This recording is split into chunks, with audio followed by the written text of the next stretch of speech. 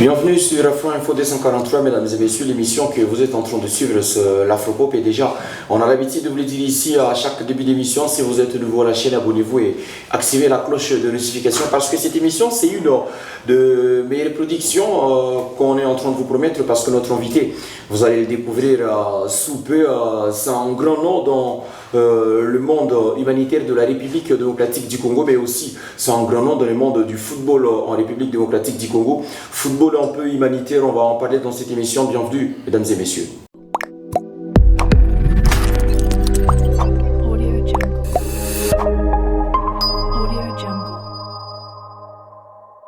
Et dans cette émission, mon invité, comme je vous l'ai dit, du football à l'humanitaire, c'est quelqu'un qui cherche toujours le bien-être et les bonheurs des autres dans son pays, qui est la République démocratique du Congo.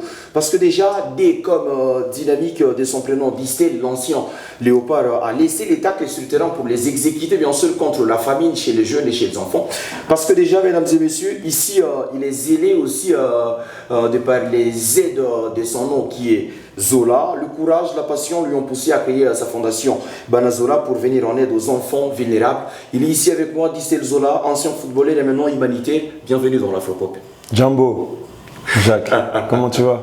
Ça va très bien. Ah, je t'ai surpris. Ah, Swahili. Tu t'y attendais pas? C'est pas mal. Ah, super. Mesdames et messieurs, c'est avec Distel Zola qu'on est en train de commencer cette émission. Distel Zola, comme je l'ai dit ici, vous avez créé votre fondation.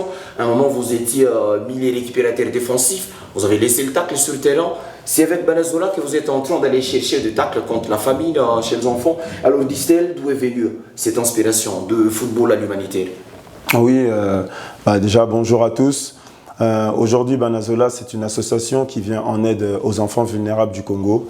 Elle est tout simplement créée de nos expériences, à mon épouse et moi, parce que je suis fondateur et elle cofondatrice. Et aujourd'hui, on a deux axes qui sont l'éducation et le sport. Et nos solutions, c'est de créer des structures d'urgence pour ces jeunes, pour stopper la délinquance juvénile. C'est aussi favoriser un accès à l'éducation de qualité et puis éduquer par le sport.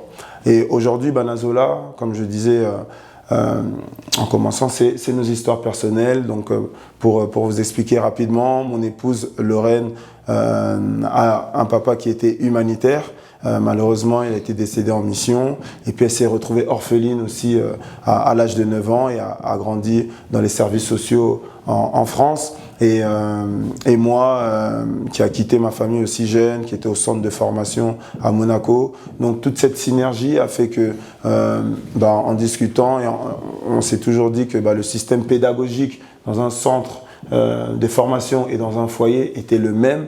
Alors l'objectif était de le ramener au Congo en mettant en place l'aide sociale à l'enfance. Allez, mettre l'aide sociale à l'enfance en République démocratique du Congo, c'est Banazola, la fondation de Distel Zola, qui a été bien sûr cofondée avec sa femme qui s'appelle Lorraine, à qui on passe nos salutations dans cette émission. Bon, alors ça commence avec cela, mais aujourd'hui Distel Zola, ça vous a valu de devenir l'ambassadeur de World Food Programme, programme alimentaire mondial.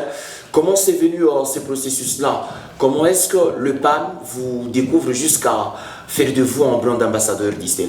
Aujourd'hui, on la voit derrière l'écran. C'est aussi grâce au travail de mon épouse qui a toujours eu cette fibre humanitaire et bien sûr les actions qu'on a mis en place, qu'on voit défiler, les campagnes de sensibilisation avec le sport, la rénovation de l'école de Yolo Saint-Gabriel, mais aussi l'assistance qu'on met en place par rapport à des orphelinats a fait que le PAM nous a sollicité et tout simplement on a commencé à travailler ensemble en synergie. Ça fait depuis maintenant 2 ans, 1 an et demi et ça fait depuis 6 mois que je suis nommé ambassadeur du PAM en RDC. Allez, ambassadeur du PAM en RDC, Distel Zola est dans cette émission, mesdames et messieurs, une émission qui est consacrée à lui dans cette première partie qui se nomme l'invité. Alors, Distel Zola, vous êtes déjà, comme on l'a dit ici, du World Food Programme, brand ambassadeur, mais ça continue cette émission avec vous, Distel, parce que après quelques années de création, je pense que ça doit être des ans de la création de Banazola. Maintenant, comment est-ce que vous évaluez l'impact de Banazola dans ces zones d'activité? Ok, ben, l'impact, aujourd'hui, on a assisté déjà plus de 600 enfants, plus, on va dire précisément, dans la Kinshasa et sa périphérie, l'Ansele. Maintenant, l'objectif aussi, c'est de se répandre dans la RDC, d'être à l'intérieur du pays pour comprendre, pour écouter et apprendre les problématiques des populations.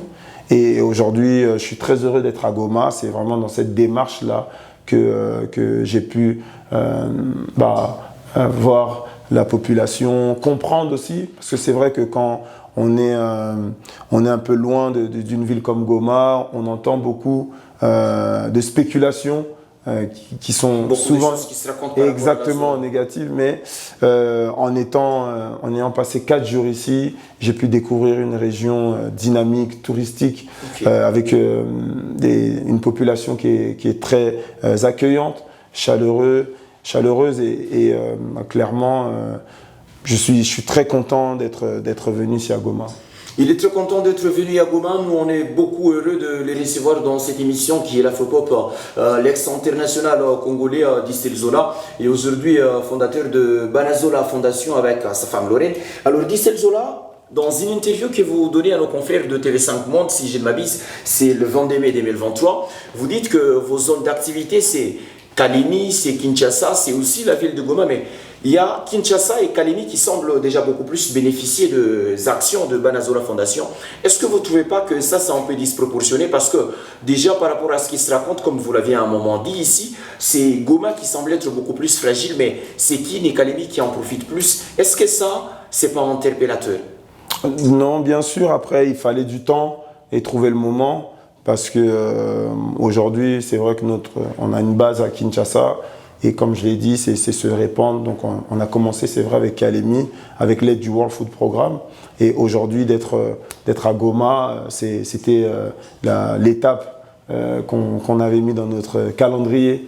Donc on l'a fait, on est là et maintenant on va aussi pérenniser nos actions ici à Goma. Est-ce que cette question, je la laisse, c'était pas peut-être dans le casting de questionnaire, mais je vais savoir, est-ce que Distel Zola, les jeunes des Goma, les enfants des Goma, ils peuvent dorénavant commencer à compter fort sur Banazola Fondation? Bien sûr, bien sûr. Aujourd'hui, d'être venu ici sur le terrain, c'est pour vraiment montrer à tous mes jeunes frères d'ici de Goma qu'on est derrière eux, qu'on est là, qu'on veut les assister et qu'on va mettre les mécanismes en place pour pouvoir bien sûr être là le plus souvent avec eux. Allez, on attend Banazola Fondation parce que c'est une association qui vise à bien sûr faire grandir certains jeunes dans l'éducation, dans les sports et à lutter contre la famine aussi dans un autre angle. Banazola Fondation, c'est cette association déjà créée depuis des ans par Distel Zola, comme on le dit toujours ici, mais Distel, quelles sont actuellement les difficultés auxquelles font face Banazola Fondation? Parce que chaque institution a par moments ses difficultés, ses grands défis. Et vous, c'est quoi le défi auquel vous vous butez souvent avec la Fondation Banazola? Ah oui, déjà, j'ai oublié de préciser qu'on est une équipe. Hein. On est une équipe avec des bénévoles, mais on a aussi des membres comme Magaline Siboula, qui est originaire d'ici à Goma, qui je salue, Junior Moutoumene, Mathieu Lima, Papi Katanga et tout le noyau et tous nos bénévoles.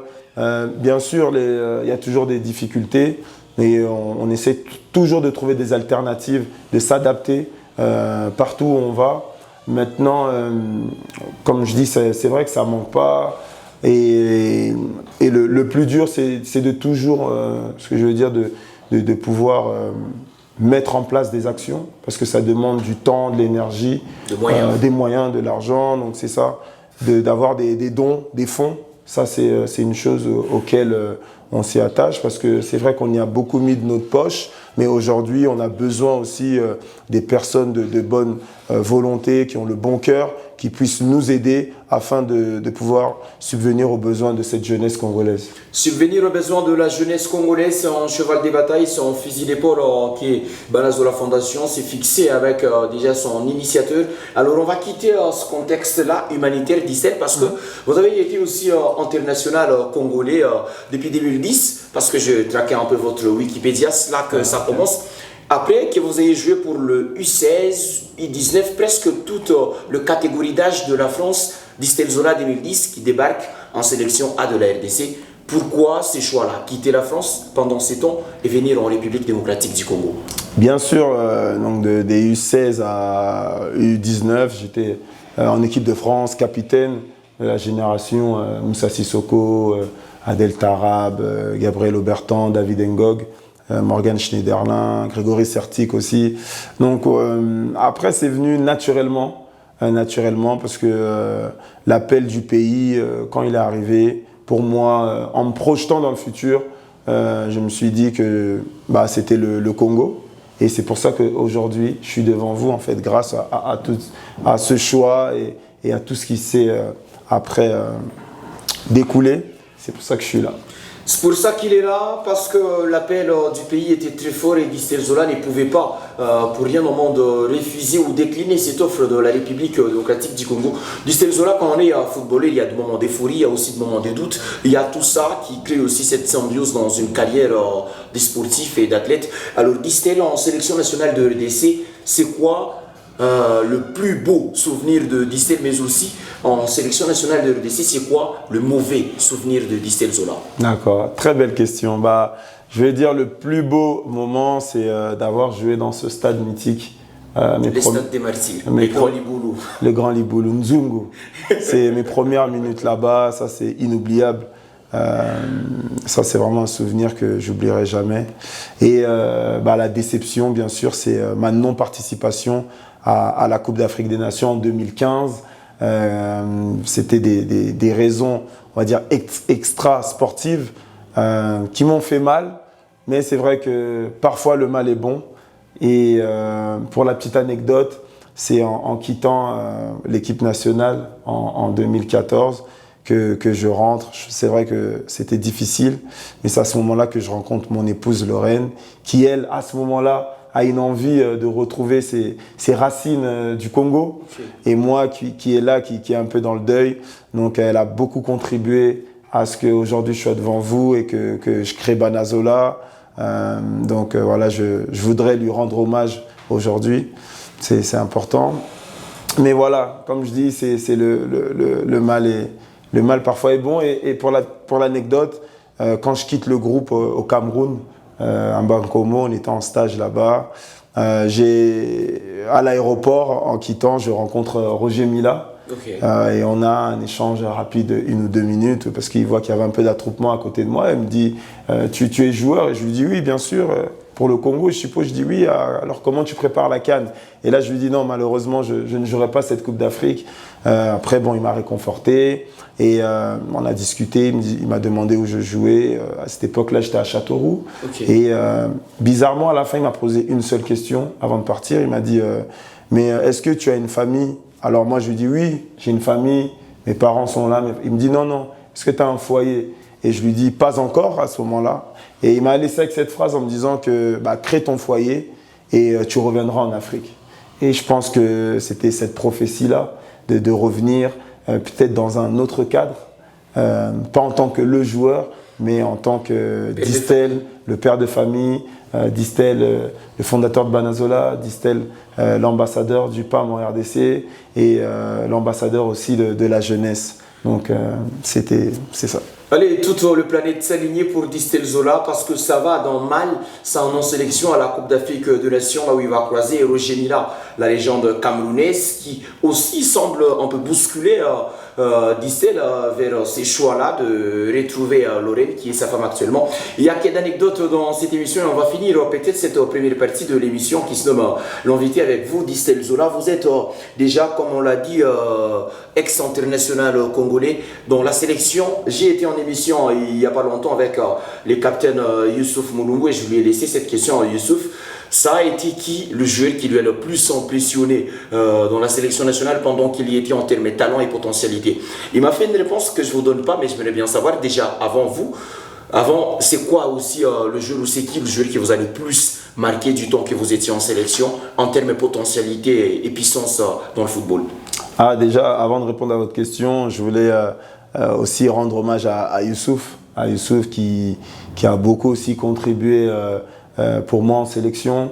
On a fait une paire au milieu de terrain, que ce soit, on va dire, sur le terrain et en dehors, parce qu'on s'est noué de liens et on se connaît depuis qu'on est très jeune, depuis qu'il était à PSG et moi à Monaco.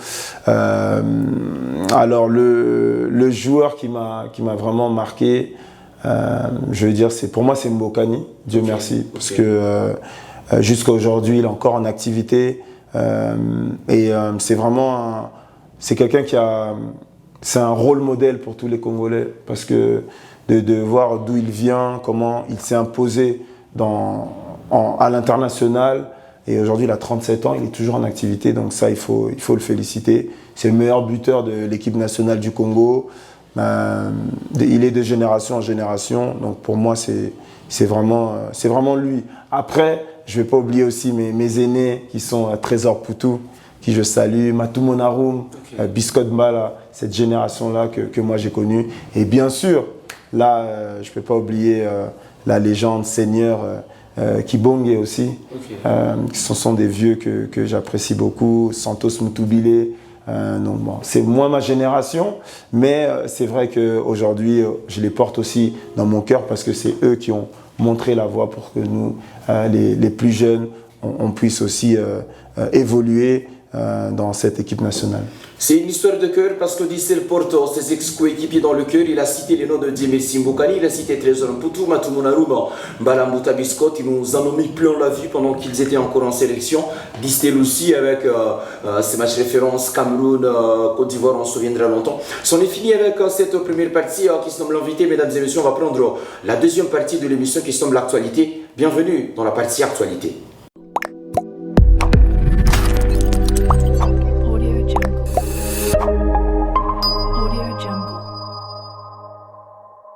Et ça continue cette émission, mesdames et messieurs, avec Distel Zola dans la partie actualité. On va prendre certaines actualités dans cette émission. On va commencer avec la première actualité qui est la Future Pro League qui a connu son dénouement déjà le 10 septembre 2023 en ville de Goma. C'était une compétition qui était réservée aux jeunes joueurs de moins de 20 ans qui devraient se faire scouter par les recruteurs qui sont venus, entre autres Distel Zola, Michel Denze, il y avait Ali Varli, il y avait aussi d'autres qui suivaient de loin cette messe du football juvénile en République démocratique du Congo. Le FC Gol a réussi à gagner les sacs devant le DC Virunga, mais Distel Zola, la compétition est finie. Comment vous trouvez vos impressions déjà?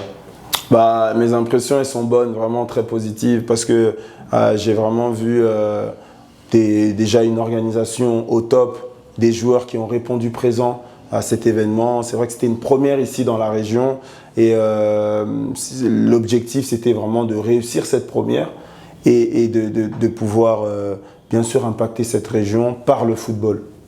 Impacter la région par le football, cela a été fait. On attend le résultat de cette première édition de la Future Pro League. Pourquoi pas voir d'autres grandes stars du football, à l'instar de Distel Zola, venir de cette compétition et aller jouer au football professionnel en Europe. La deuxième actualité ici, tous vous le savez déjà, la République démocratique du Congo s'est qualifiée pour la Coupe d'Afrique des Nations Côte d'Ivoire 2023 après sa brillante victoire face à la sélection soudanaise. Déjà après un but de Théo Bongonda, la 7e dans ce match-là. Il y a aussi un but de Kalala Mayele Fiston. La RDC a réussi à se qualifier en Coupe d'Afrique des Nations, comme si la RDC Distel ira avec cette casquette-là d'une équipe qui a retrouvé ses repères. 4 derniers matchs dans la phase des groupes éliminatoires CAN, 4 victoires, c'est quelque chose qui envoie un signal fort à tous les adversaires à la CAN. Bien sûr, le coach des Arbres et tout son staff sont vraiment à féliciter parce que depuis leur venue, on a vu une stabilité dans les résultats de l'équipe. Il a de ça sorti aussi une ossature qui permet d'aborder les matchs avec de la confiance. Et aujourd'hui, cette qualification est largement méritée. Et je pense qu'on doit aller en Côte d'Ivoire conquérant pour aller chercher une médaille. Aller chercher une médaille comme c'était le cas en 2015, du temps que Distel n'a pas été retenu dans la liste parce qu'on était troisième en Guinée équatoriale. Mais on va finir cette partie, l'actualité avec cette dernière actualité, avec déjà cette actualité qui est culturelle, avec déjà les groupes Licofi Production qui continuent ces descentes sur le terrain pour aller au chevet de familles qui sont un peu éprouvées. Ensuite, déjà Licofi Production était en sortie pour la semaine qui s'est écoulée à Calais avec déjà l'artiste Olivier Wabavou pour aller donner encore sourire aux populations de Calais, comme vous êtes en train de voir sur les images. Ça s'est bien passé. De l'autre côté, on dit chapeau bas à Licofi Production parce que déjà il y a une maison de production qui se veut aussi aller donner un coup de main aux artistes, donner un coup de main aux familles d'artistes et ainsi donner un coup de main dans la société parce que le social c'est aussi un des chevals de bataille de cette association-là. C'est avec cette troisième actualité qu'on met fin à cette partie l'actualité. On va prendre d'ici ici la dernière partie, je ne vous l'ai pas dit, mais c'est le oui et le non de l'Afropop. J'ai toujours eu 3 questions et après vous allez nous dire oui ou non avec une petite justification si vous le voulez, si ça vous va. Bien sûr, je me prête au jeu, Jacques. On va bien jouer ces jeux avec Distel Zola et mesdames et messieurs, bienvenue dans la partie l'actualité, dans la partie le oui et le non.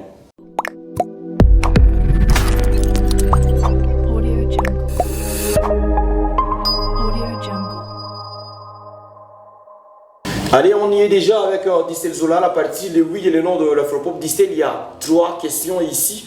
Alors déjà, vous avez annoncé à un moment que l'équipe de la RDC devait aller chercher une médaille en Côte d'Ivoire pour la Coupe d'Afrique des Nations. La première question que je vais laisser ici, actuellement avec toutes nos forces en présence, est-ce que la RDC peut prétendre gagner la Coupe d'Afrique des Nations 2023 en Côte d'Ivoire, oui ou non? Oui. Je dois me justifier? Ah, si vous le voulez bien. Oui, bien sûr, parce qu'aujourd'hui, on a des joueurs qui sont au top dans leur club. Bien évidemment, on va parler de Chancel Mbemba, que je salue, Cédric Bakambu. Il y a aussi Piquel qui est arrivé, qui a fait une très belle prestation. Moi, en tant que milieu de terrain, j'ai vraiment apprécié. Il y a aussi, j'ai oublié, l'attaquant qui vient de marquer. Fiston, qui vraiment... Donc, voilà, il y a des forces. Il y a des forces, Gaël Kakuta, Moutou Sami, il y a du talent. Okay. Et aujourd'hui, je pense qu'avec un coach qui a compris, je pense, l'association de tous ces bons joueurs, je pense qu'on peut aller chercher quelque chose. On peut chercher quelque chose jusqu'à prétendre gagner la Coupe d'Afrique des Nations. C'est oui pour Distel Zola. La deuxième question, on va partir un peu sur peut-être des sentiments, des émotions. On revient en 2015, on arrête le temps, on remonte au Saline jusqu'en 2015. Distel Zola n'est pas retenu dans la liste pour la Coupe d'Afrique des Nations, mais trouve quand même son âme sœur. Alors, Distel Zola, si c'était à refaire, oui ou non, vous choisissez aller à la Coupe d'Afrique des Nations et rater Lorraine, ou alors, oui ou non, vous choisissez la CAN au lieu de Lorraine? Franchement, avec tout ce qui, aujourd'hui, non, j'aurais pris Lorraine. Parce que, c'est vrai, l'équipe nationale, avant ça, j'avais tout connu, bien sûr. Mais le foot, c'est qu'un temps. Et je pense qu'on a plus à gagner dans la durée et de se stabiliser en tant qu'homme. Donc, clairement, je ferai ce choix-là de prendre Lorraine. C'est le choix du cœur, c'est le choix de Distel Zola. On finit cette dernière question. On ne veut pas trop rentrer dans une dimension polémique ici, mais c'est une question qui est beaucoup plus d'actualité. On l'a vu tous après le match de la RDC face à la sélection du Soudan. Sur les réseaux, tout le monde s'enflamme et c'est comme si tout le monde commence à prendre position sur le choix des attaquants de pointe en sélection nationale. Alors, si vous êtes entraîneur Distel Zola, il y a actuellement Cédric Bakambu, il y a Fiston Mayele qui monte en puissance. Vous faites jouer Kalala Mayele à la place de Cédric Bakambu, oui ou non? Ah là, très grande question. Bon, pour répondre à cette question, je vais déjà me justifier après donner la réponse parce que aujourd'hui, il faut savoir que ces 2 grands joueurs sont des forces pour le Congo. Voilà, il faut le prendre comme ça. Ce sont des forces. Maintenant, il y a un coach qui doit faire des choix tactiques par rapport à un contexte, un match, une équipe. Et il a cette maturité de pouvoir se dire un jour, ok, je fais commencer Fiston, ok, je fais commencer Cédric. Mais je ne pense pas qu'il faut l'emmener dans un duel ou quoi. Il faut l'emmener vraiment dans de la concurrence loyale. Aujourd'hui, Cédric, c'est vrai qu'avec son background, son histoire, il a prouvé que c'est l'attaquant titulaire de la RDC. Ça, on ne peut pas le nier. On n'en discute pas. Maintenant, il y a un jeune qui pousse derrière et qui le fait très bien. Et je pense que c'est des forces vives pour nous, le Congo. Donc, dire aujourd'hui, Maëlé doit commencer, ce serait créer des polémiques. On est là, la campagne, on l'a fait avec Cédric, on a commencé, il a bien fait les choses. Fiston, quand il rentre, il met ses buts, il pousse. Donc, c'est très, très bien. Mais je pense qu'il faut peut-être qu'on garde cette hiérarchie avant d'aller à la CAN. Et après, la CAN, on verra ce qui se passera parce qu'il y a plusieurs matchs. C'est une compétition rapprochée. Et là, le coach, bien sûr, il peut faire commencer Fiston, il peut faire commencer Cédric. Mais il faut qu'on garde ça toujours dans l'idée que ça apporte à l'équipe nationale. Allez, il faut que ça puisse servir à la sélection nationale. C'est le mot de la fin dans cette émission pour Dissel Zola parce qu'on est à la fin de cet Afropop que vous avez su, Dissel Zola. Merci d'être passé dans notre émission. Merci à vous et je voulais aussi, j'ai pas eu le temps de préciser, mais que j'étais très heureux de voir des équipes comme de Virunga, de Massissi ou de Bukavu qui ont évolué parce que notre venue ici, nous en tant que recruteurs aussi, c'était de pouvoir voir tous ces talents. Et grâce à Hugo Kasuku et toute l'organisation de l'agence suisse Litchi, il a pu nous fédérer, nous les recruteurs, moi de la part de Monaco, Dinze avec Arta Berlin et Harry pour Genk. Donc c'est une très belle synergie et des actions comme ça, il faut que ça se répète, il faut que ça continue. Et aussi, je voulais aussi remercier en tout cas tout Goma, pardon. Merci pour l'accueil et à tous les éducateurs, les présidents des clubs de continuer le travail qu'ils mettent en place. J'ai eu l'occasion de rencontrer à l'hôtel l'honorable Patrick Mouyomo. Je l'ai félicité aussi pour le travail qu'il met en place par rapport à ces jeunes et vraiment tous ces présidents, il faut qu'ils continuent dans cette dynamique-là pour que la région de Goma elle soit vraiment mise en avant par le sport pour cette jeunesse. Merci Dissel Zola d'être passé enfin dans cette émission. Merci à toi Jacques et vraiment je tenais à te féliciter sincèrement pour ton implication, ton dévouement dans ce tournoi parce que tes analyses étaient vraiment pertinentes et ça fait vraiment plaisir de voir un confrère qui est toi dans ce domaine-là, mais qui montre l'exemple, qui est comme un leader, un rôle modèle. En tout cas, félicitations et continue comme ça, on va te suivre et on va partager. Nous finissons sur les félicitations de Dissel Zola, mesdames et messieurs. On dit aussi grand merci à vous qui avez suivi avec attention, soutenu cette émission. Grand merci à tout le monde. On a toujours l'habitude ici, abonnez-vous à la chaîne si vous êtes nouveau, activez la cloche de notification. Mais le mot de la fin, ça a toujours bien sûr été ceci, mesdames et messieurs. Passez un très bon moment en compagnie des Afro Info 243.